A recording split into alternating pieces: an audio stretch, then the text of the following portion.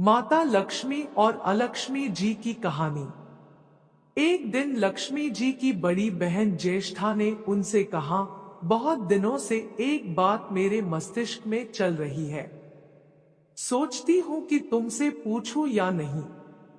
ऐसी क्या बात है बहन? मन में जो कुछ भी है निसंकोच पूछो। वैसे भी कोई बात मन में न रखकर उसका समाधान कर लेना ही बुद्धिमानी है। लक्ष्मी जी ने मुस्कुराकर कहा, मैं अक्सर यही सोचती रहती हूँ कि सुंदरता में हम दोनों बराबर हैं, फिर भी लोग तुम्हारा आदर करते हैं और मैं जहाँ भी जाती हूँ वहाँ उदासी छा जाती है।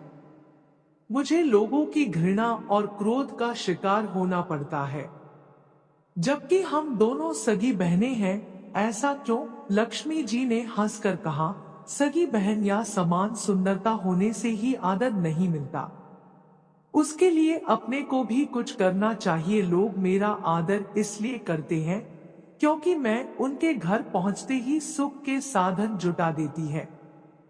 संपत्ति और वैभव से आनंदित होकर लोग मेरा उपकार मानते हैं, तभी मेरी पूजा करते हैं।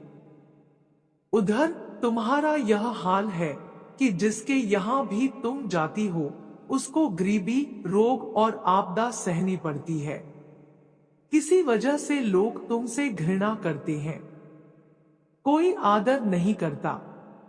आदर पाना है तो दूसरों को सुख पहुंचाओ। ज्येष्ठा को लक्ष्मी जी की बात चुभ गई।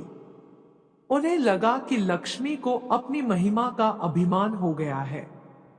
उन्होंने तड़प कर कहा, लक्ष्मी, तुम मुझसे हर बात में छोटी हो, अवस्था में भी और प्रभाव में भी।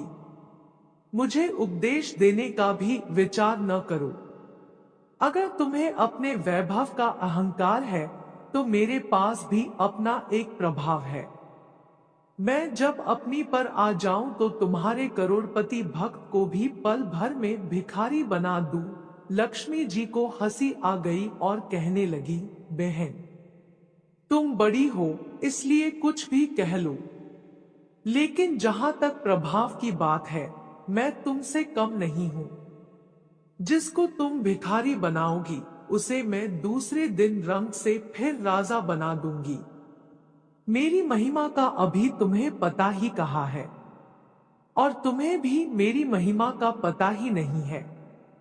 जिसकी तुम सहायता करोगी उसे मैं दाने दाने के लिए भी मोहताज कर दूंगी। देखो बहन, दाने दाने के लिए तो तुम उसे मोहताज कर सकती हो जिससे मैं रूठ जाऊं। जिसके सिर पर मेरा वरदेहस्त न हो उसका तुम कुछ भी बिगाड़ सकती हो, परंतु जिस पर मेरी कृपा दृष्टि है उसका कोई भी बाल तक बांका नहीं कर सकता। अगर तुम अपना प्रभाव दिखाने को इतनी ही उतावली हो रही हो तो कल अपना प्रभाव दिखाकर देख लेना। ठीक है, बोलो कहाँ चलें? दूर क्यों जाए, पास ही अनुराधापुर है, उसमें एक ब्राह्मण रहता है दीनानाथ। वह रोज मंदिर में पूजा करने जाता है और मेरा पक्का भक्त है। उसी पर हमें अपनी अपनी महिमा दिखानी है। ज्येष्ठा को ताव आ गया।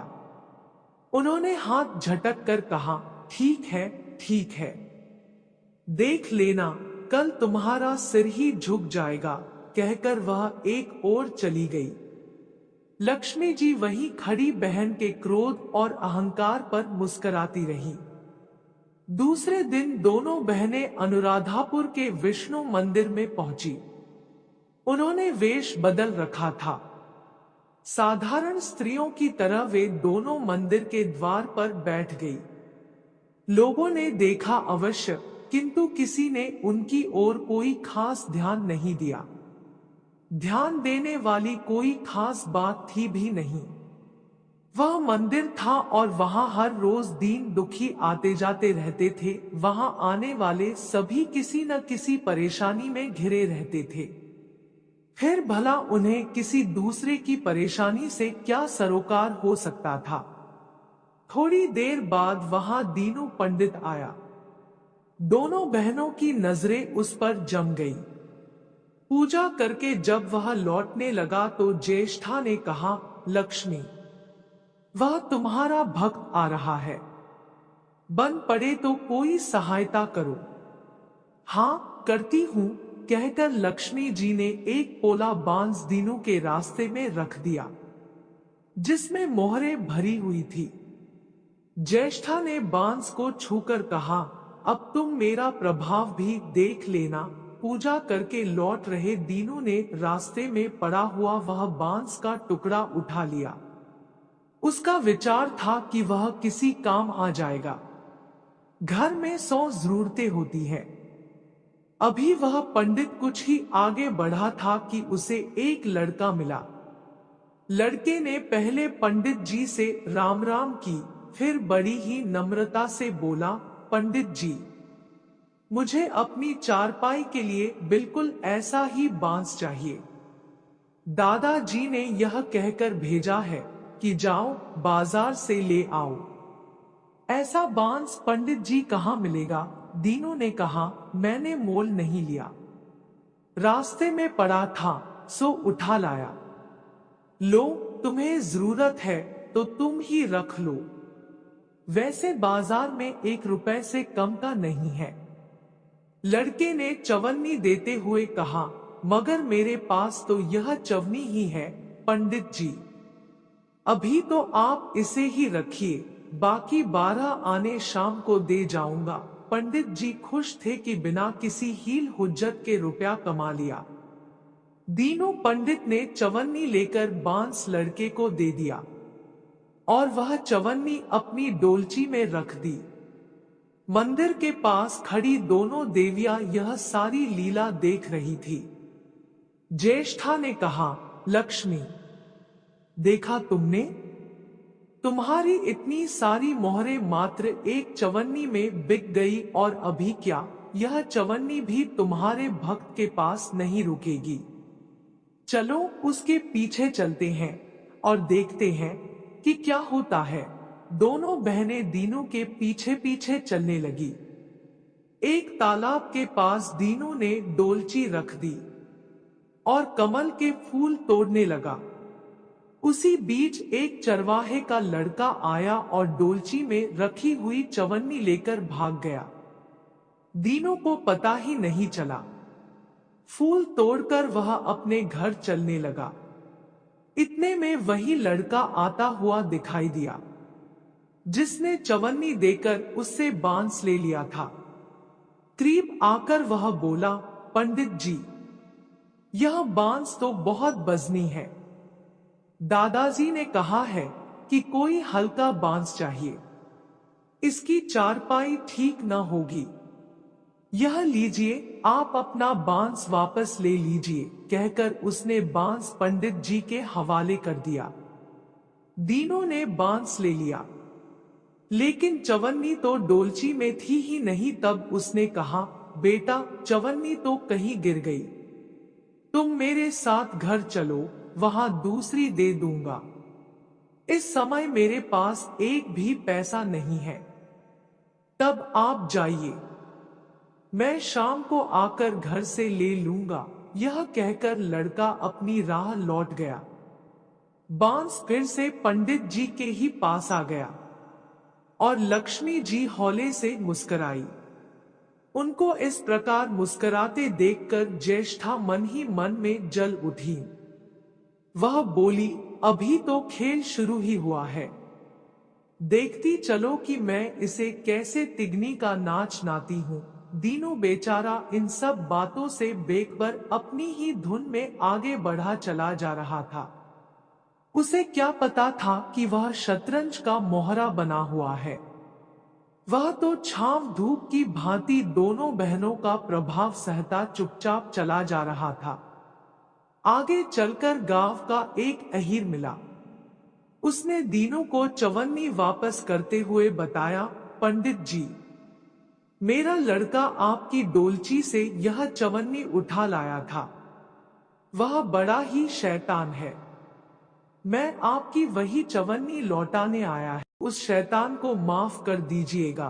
दीनू ने आशीर्वाद देकर चवन्नी ले ली और प्रसन्न मन से उस लड़के को पुकारने लगा, जो शाम को घर आकर चवन्नी लेने की बात कहकर लौटा जा रहा था। आवाज सुनकर लड़का लौट आया। अपनी चवन्नी वापस पाकर वह भी प्रसन्न हो गया। दीनू पंडित निश्चिंत मन से घर की ओर बढ़ने लगा।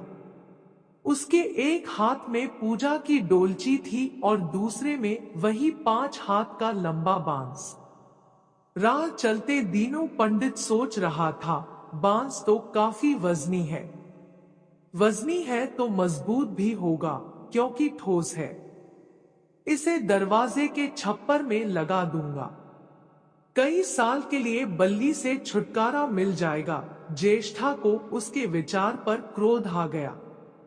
लक्ष्मी जी के प्रभाव से दीनू को लाभ होता देख वह मन ही मन बुरी तरह जली जा रही थी। जब उन्होंने देखा कि पंडित का घर करीब आ गया है, तो कोई उपाय न पाकर उन्होंने दीनू को मार डालने का विचार किया। उन्होंने कहा, लक्ष्मी धन संपत्ति तो मैं छीन ही लेती हूँ, अब तुम्हारे भक्त के प्राण भी ले लूंगी। देखो वह किस तरह तड़प तड़प कर मरता है। और वह तुरंत सांप बनकर दीनू की ओर दौड़ पड़ी। लक्ष्मी जी को तनिक भी घबराहट नहीं हुई। वह उसी तरह खड़ी मुस्कुराती रही। सहसा दीनू चौंक पड़ा। एक भयानक सांप फन उठाए उसकी ओर झपट रही था। प्राण तो सभी को प्रिय होते हैं, उपाय रहते कोई अपने को संकट में नहीं पड़ने देता। दीनू ने पगडंडी वाला रास्ता छोड़ दिया और एक ओर को भागने लगा। लेकिन सांप बनी ज्येष्ठा उसे भला कहाँ छोड़ने वाली थी। वह तो उस गरीब के प्राणों की प्यासी हो चुकी थी। वह भी दीनू के आगे पीछे दाएं बाएं बराबर दौड़ती ही रही।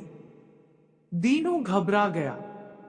उसने हाथ जोड़कर कहा, नाग देवता, मैंने तुम्हारा कुछ नहीं बिगाड़ा, शांति से अपनी राह लौट जाओ। आखिर क्यों मुझ गरीब के पीछे पड़े हो? व्यर्थ में किसी ब्राह्मण को सताना अच्छी बात नहीं है। लेकिन वह नाग तो ज्येष्ठा का रूप था, जो दीनू को किसी भी तरह डसना चाहता था। प्रार्थना पर कुछ भी ध्यान न देकर वह सांप एक बारगी फुफकारता हुआ झपट पड़ा। जब दीनू ने देख लिया कि बिना संघर्ष किए अब जान नहीं बचेगी, तो उसने प्राण रक्षा के लिए भरपूर जोर लगाकर वही बांस सांप के ऊपर दे मारा।